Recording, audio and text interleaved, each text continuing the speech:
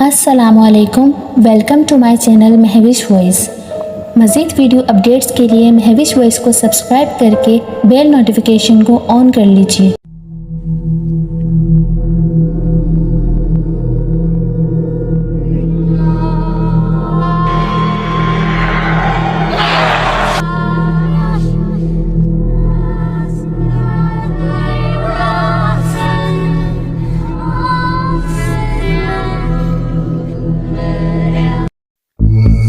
गर्मियों के दिन थे। महर घर के कामों से फारिग होकर नहाने चली गई। वो नहाने के बाद छत पर चली गई।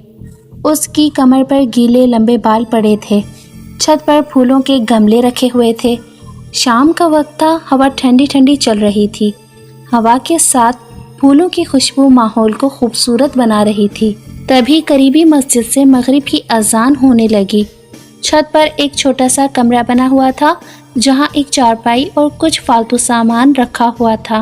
अजान की आवाज़ सुनकर महर कमरे में आ गई। महर के बाल अभी भी खुले हुए थे। ठंडी हवा कमरे में भी आ रही थी। महर चारपाई पर लेट गई और उसकी आंख लग गई। अभी उसे सोए हुए आधा घंटा ही गुजरा था कि छत से कदमों की आवाज़ आने लगी, जैसे कोई चल रहा हो। तभी दरवाज़ा बजा। महर नींद से जाग गई। वो समझी नीचे से कोई बुलाने आया है। उसने जैसे ही दरवाज़ा खोला, बाहर कोई नहीं था। पूरी छत खाली थी। अंधेरा हो चुका था। महर ने अपना वहम समझा और ठंडी हवा में दोबारा चारपाई पर लेटकर सो गई। दूसरे दिन से वो मगरिब के वक्त छत पर चली जाती। उसे छत पर रहना अच्छा लगने लगा था। अब वो हर वक्त अपने लंबे बाल खोल के रखती। उसे ऐसा लगता जैसे उसके साथ साथ कोई है। कभी लगता कोई उसे देख रहा है। उसकी माँ कहती, महर, बाल नहीं खोलने चाहिए, बालों को बांध लो। पर महर एक कान से सुनकर दूसरे कान से निकाल देती। वो रोज रात को ऊपर छत पर ही सोने लगी।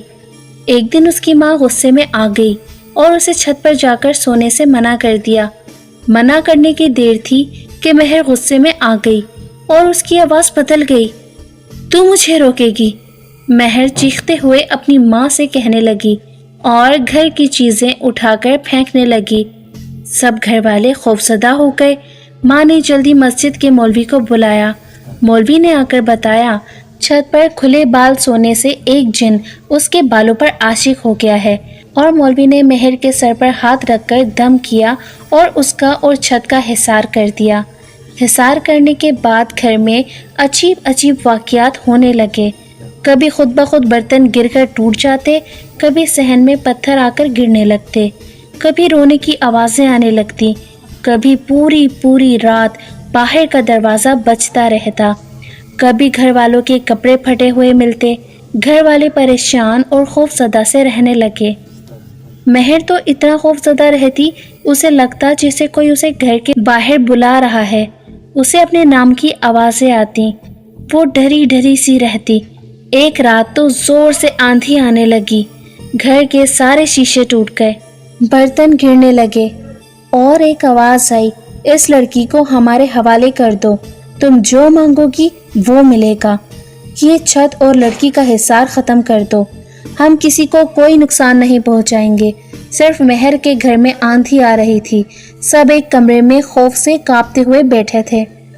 दूसरे दिन सुबह मौलवी को बुलाया गया। मौलवी ने कहा, अब आवाज़ आए तो कहना मैंने हिसार ख़त्म कर दिया। माँ घबरा गई और कहने लगी, मेरी बच्ची को कोई नुकसान ना पहुंचा दे वो जिन। मौलवी ने कहा, उसे आने दो, हम उसे देख लेंगे। जैसे मौलवी ने कहा, माँ ने वैसे ही किया। मौलवी ने पहले ही हिसार ख़त्म कर दिया था। महर उठकर छत पर चली गई। उसके बाल खुले हुए थे। तभी मौलवी साहब आ गए और महर पर हाजिरी लगवा दी। क्यों तंग कर रहा है? मौलवी ने पूछा। मुझे इसके बाल पसंद हैं, ये मेरी है, मैं इसको अपने साथ ले जाऊंगा। महर ने भारी आवाज़ में कहा। मौलवी सूरत पढ़ पढ़कर महर पर दम करता रहा। महर तड़पने लगी और माफ़ी मांगने लगी।